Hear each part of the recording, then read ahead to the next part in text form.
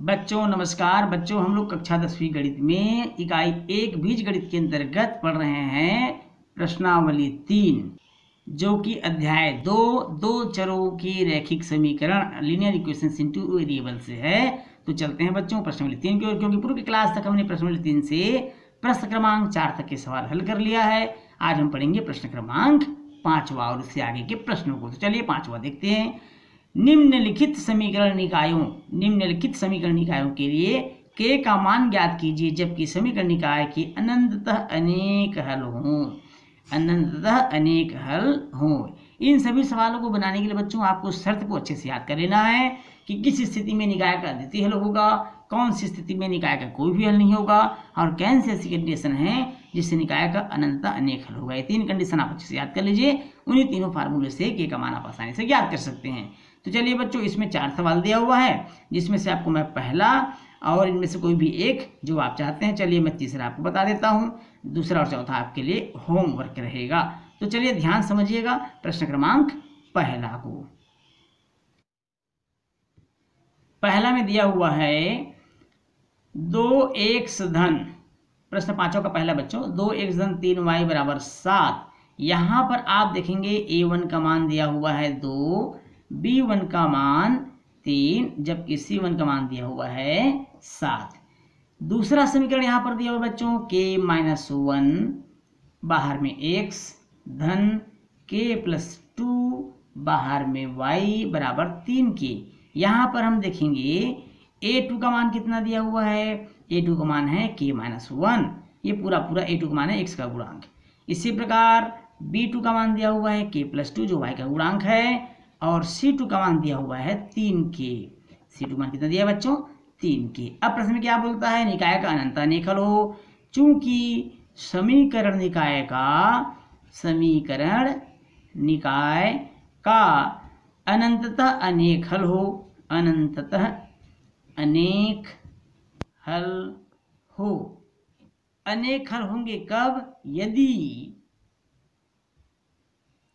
यदि a1/a2 बराबर हो, b1/b2 के बराबर हो, c1/c2 के, तब निकाय का अनंततः अनेक हल होगा। अब यहाँ पर a1 का मान क्या है बच्चों 2, a2 का मान क्या है k-1, b1 का मान क्या है 3, जबकि b2 का मान क्या है k+2, c1 का मान क्या दिया हुआ है 7, c2 का मान दिया हुआ है 3k।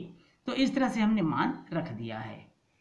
अब यहाँ पर बच्चों चूंकि तीनों बराबर है, इसलिए आप किसी के साथ भी तुलना कर सकते हैं। मान लीजिए हम पहला और दूसरा को ले सकते हैं, पहला और तीसरा को भी ले सकते हैं, दूसरा और तीसरा को भी ले सकते हैं। प्रत्येक स्थिति में k का मान समान होगा। तो चलिए हम पहला और दूसरा को देख लेते हैं।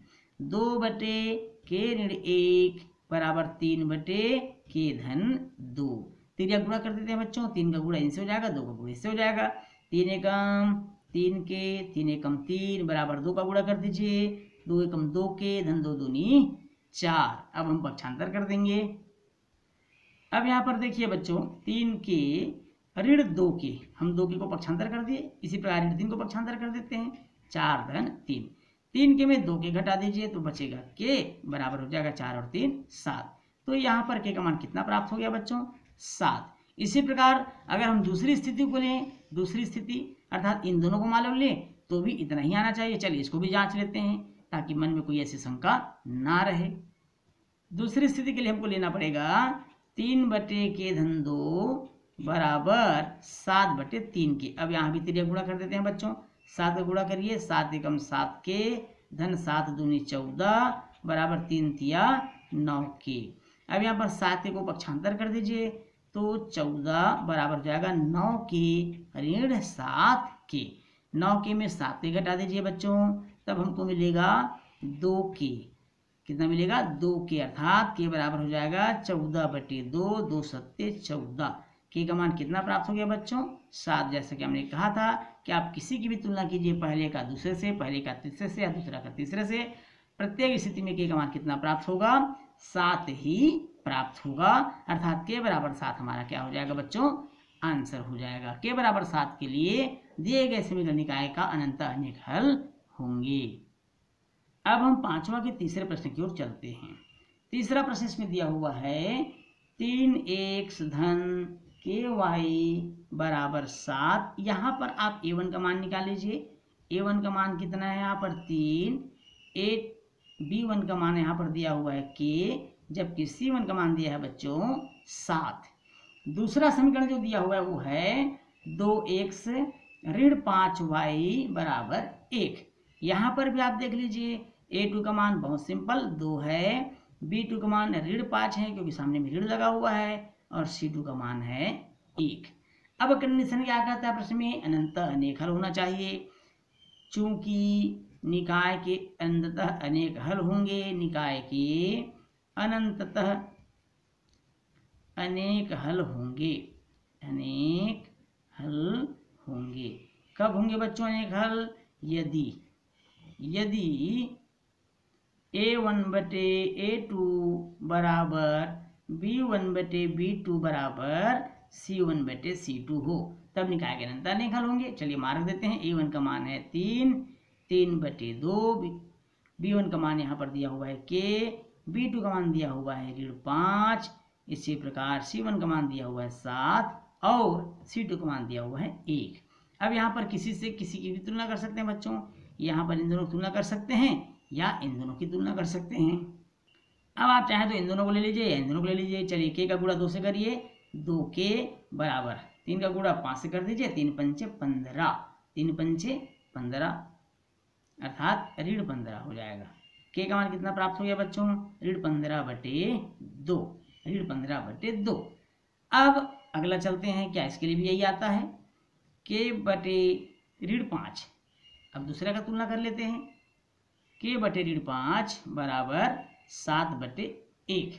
अब यहाँ पर k बटे ऋण 5 बराबर 7 बटे 1 है, यहाँ तुलना कर देते हैं तो k बराबर हमको प्राप्त हो रहा है ऋण 35। यहाँ पर मान में अंतर आ गया बच्चों, यहाँ k का मान दूसरा प्राप्त हुआ है जबकि यहाँ पर दूसरा प्राप्त हुआ है, इसलिए हम कहेंगे अतः या परंतु 3 बटे 2 बराबर नहीं होगा 7 बटे 1 का। 3 बटे 2 बराबर नहीं होगा 7 बटे 1 का। अतः k का कोई मान, कोई भी मान, k का कोई मान संभव नहीं है, संभव नहीं है।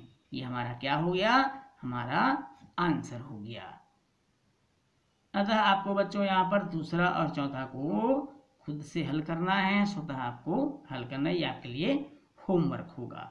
अब चलते हैं छठवां सातवां सवाल की ओर। छठवां सातवां आठवां लगभग सेम है, तो प्रश्न क्रमांक 5वां के दूसरा और चौथा आपका होमवर्क है बच्चों। प्रश्न को अगर आपके पास किताब नहीं हो तो लिख लीजिएगा। अब हम छठवां सातवां आठवां में देखते हैं, कंडीशन लगभग सेम है।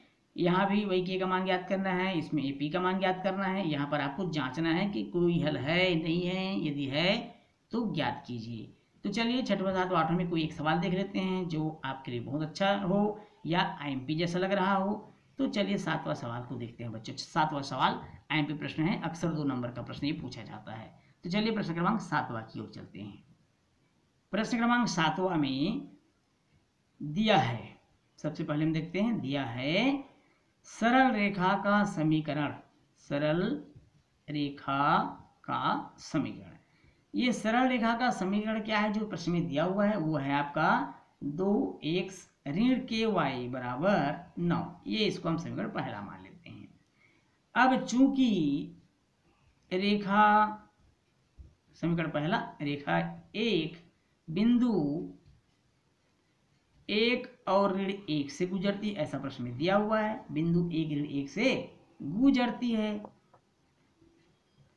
अब 1 ऋण 1 से गुजरती है, तब हम क्या करेंगे? इस समीकरण में, समीकरण 1 में जिसको हमने 1 माना है, समीकरण 1 में x बराबर 1 और y बराबर ऋण 1, x बराबर 1 और y बराबर ऋण 1 रख देते हैं। रखने पर चलिए रख देते हैं भाई, 2 जहाँ x है वहां पर 1 रख देंगे बच्चों, ऋण k, और जहाँ y है वहां रख देंगे ऋण 1, बराबर हो जाएगा 9। 2 का गुणा कर दीजिए, 2 एकम 2, ऋण ऋण का गुणा हो जाएगा धन, k का गुणा 1 से करेंगे तो k बराबर हो जाएगा 9। 2 को पक्षांतर कर दीजिए तो k बराबर हो जाएगा 9 ऋण 2, 9 में 2 घटा दीजिए बच्चों, प्राप्त हो जाएगा 7, जो इस प्रश्न का क्या होगा, आंसर हो जाएगा। अब यहाँ पर बच्चों प्रश्न क्रमांक 6वां और 8वां ये आपके लिए होमवर्क है, इसे आपको बनाना है। बच्चों इस प्रश्न के साथ ही आज का क्लास भी हमारा यहीं पर समाप्त होता है। वीडियो अच्छा लगे तो वीडियो को लाइक और शेयर करिएगा। यदि आप चैनल में नए तो चैनल को सब्सक्राइब करना नहीं भूलिएगा। तो बच्चों आपसे फिर मुलाकात होगी अगली क्लास में नए प्रश्नावली के साथ, नए अध्याय के साथ। तब तक के लिए नमस्कार।